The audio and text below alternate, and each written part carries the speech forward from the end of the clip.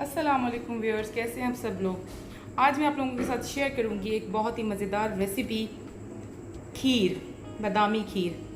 खीर तो सभी बनाते हैं, लेकिन इस खीर में मैं आपको दूंगी 2-3 टिप्स जिससे ये खीर बनेगी बहुत ही मज़ेदार और डिफरेंट। तो चलिए रेसिपी को स्टार्ट करते हैं और मैं आपको बताती हूँ कि क्या क्या इंग्रेडिएंट्स चाहिए होंगे हमें बादामी खीर बनाने के लिए। अगर आपको मेरी वीडियो अच्छी लगे तो वीडियो को लाइक एंड शेयर कीजिएगा और मेरे चैनल को फिर आमना को सब्सक्राइब कीजिएगा और साथ लगे हुए बेल आइकन को ज़रूर दबा दें।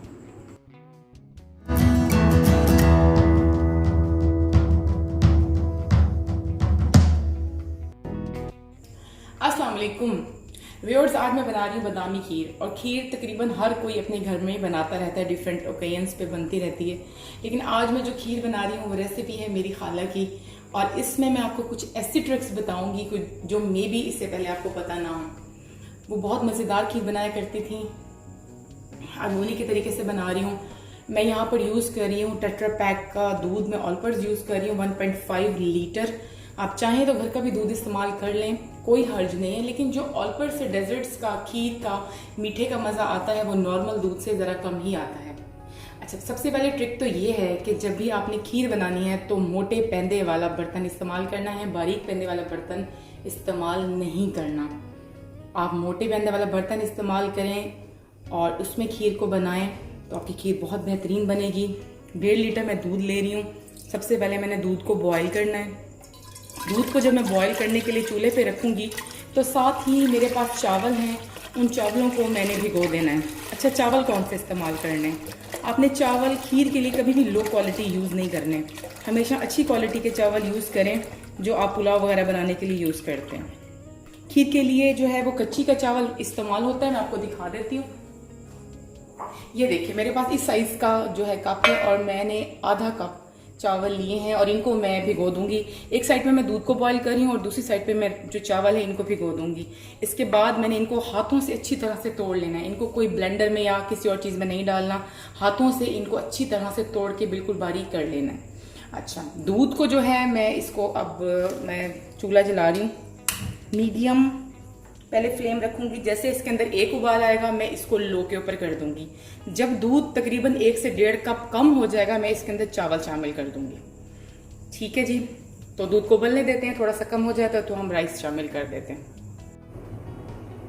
खीर का दूध 8 से 10 मिनट तक उबल चुका है और मैं अब इसमें चावल शामिल कर रही हूँ। चावल आप देख लें कि ये इस तरह से मैंने इनको बारीक अच्छी तरह से हाथों से ही पीस लिए और इसको मैं शामिल कर दूंगी इसके अंदर। यहाँ पे मैं आपको बादामी खीर बनाने की दूसरी टिप दे रही हूँ और वो ये है कि चावल डालने के बाद और उससे पहले भी आपने इसके अंदर कोई चम्मच नहीं हिलाना। जैसे कि बाज़ लोग मुसलसल चम्मच चलाते रहते हैं, नहीं हिलाना। एक सर्टन पॉइंट पे जाके मैं इस पर चम्मच चलाऊंगी जब ये गाढ़ी होने वाली होगी। अब मैं इसको लो फ्लेम के ऊपर पकने दूंगी बगैर चम्मच डाले खीर के देगचे के अंदर।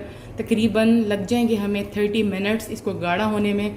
उसके बाद मैं आपको बताऊंगी कि आपने क्या करना है। तो मैंने आज आपको 2 टिप्स दी हैं। एक तो खीर बनाते हुए पैंदा, मोटे पैंदे का बर्तन इस्तेमाल करें, और नंबर 2 जो है वो आपने चम्मच नहीं चलाना। बादामी खीर को पकते हुए 15 मिनट गुजर चुके हैं और अभी तक मैंने इसमें कोई चम्मच नहीं चलाया और ना ही मज़ीद चलाऊंगी। 15 मिनट्स मज़ीद मैं इसको पकने दूंगी।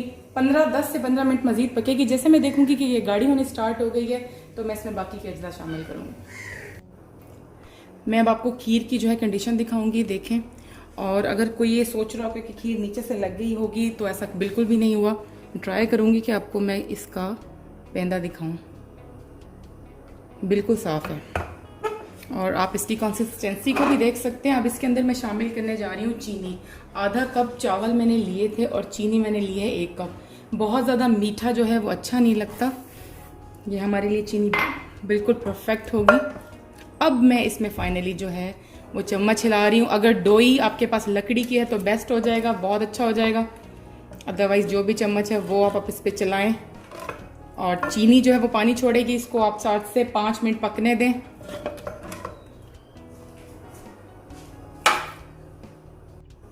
अब मैं चम्मच को मुसलसल हिलाती रहूँगी 1-2 मिनट के वक्फे से, क्योंकि अगर अब मैंने ना हिलाया तो ये नीचे से अब लग जाएगी।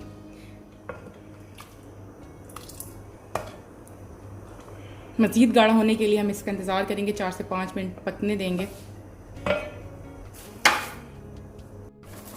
खीर गाढ़ी हो चुकी है, जितनी गाढ़ी हमें चाहिए थी। ये देखें, मैं आपको दिखाती हूँ।